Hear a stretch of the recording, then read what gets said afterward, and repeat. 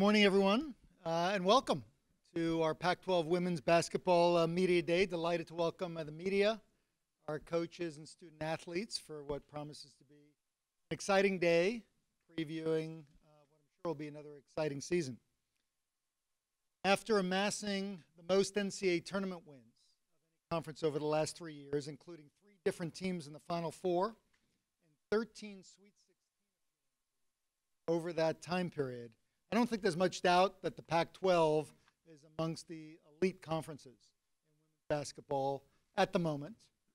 Moreover, the depth has been clear in terms of how broadly the success over this time period has been shared amongst our schools. 4 different Pac-12 teams have appeared in Final Fours over 5 of the last 6 years. 9 different Pac-12 teams, 75% of our league, have appeared in the NCAA over the last 7 years. We continue to produce elite WNBA talent with 2 first-round draft choices each of the last 2 years on every level.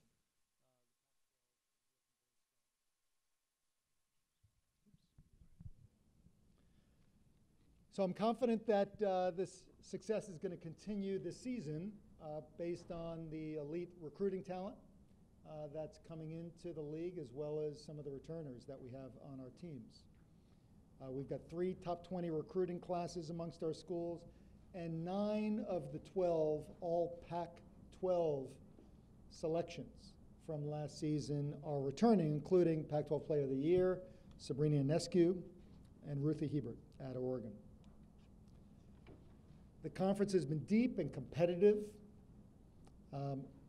Oregon edging out Stanford for the Pac-12 regular season championship was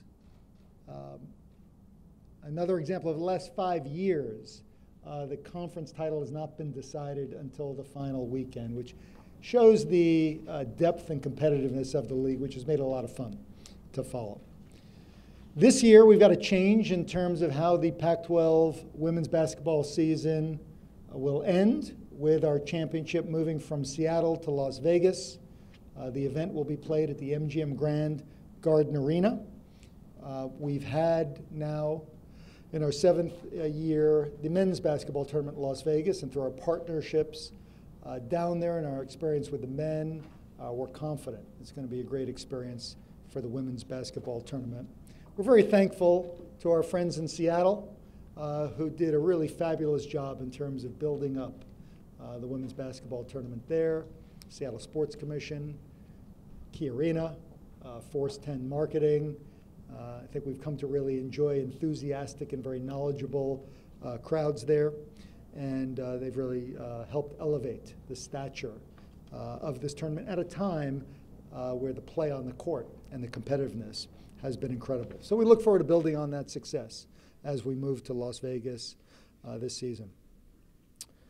Particularly pleased that another feature of our Pac-12 women's basketball tournament this year will include the Pac-12 networks being there with a live on-site studio and coverage throughout the week, which is something that we tried for the first time at the men's basketball tournament last year in Las Vegas. It was very well received, added a lot of energy, excitement, and access to fans through the networks, and we're delighted to be able to bring that to help elevate the women's basketball tournament, provide more exposure and access there.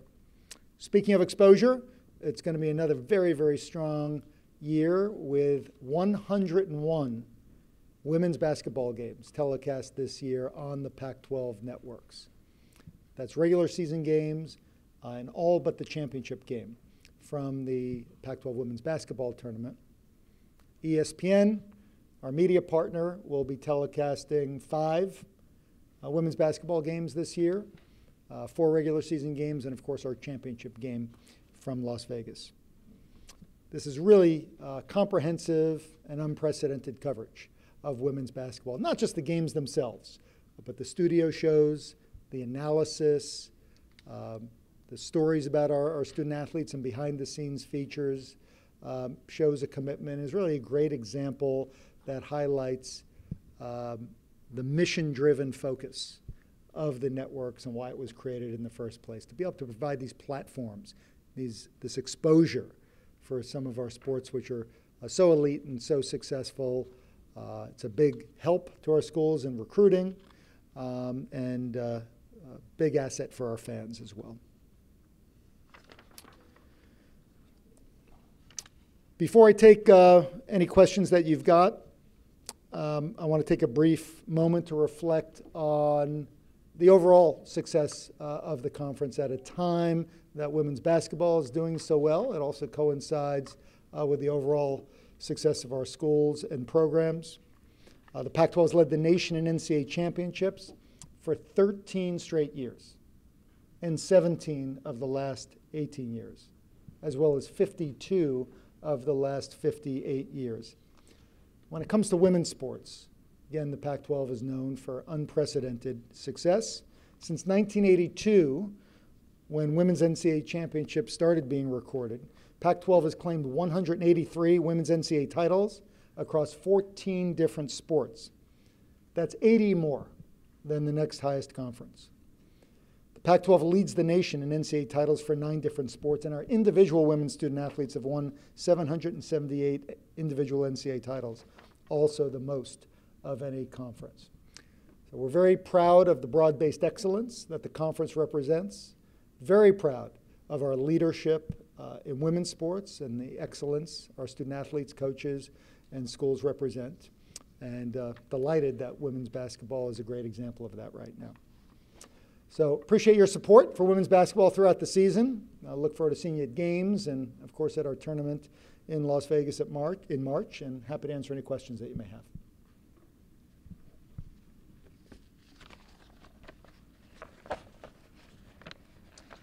If not, we'll move on to our student athletes and coaches. Oh, do you have one, Bruce?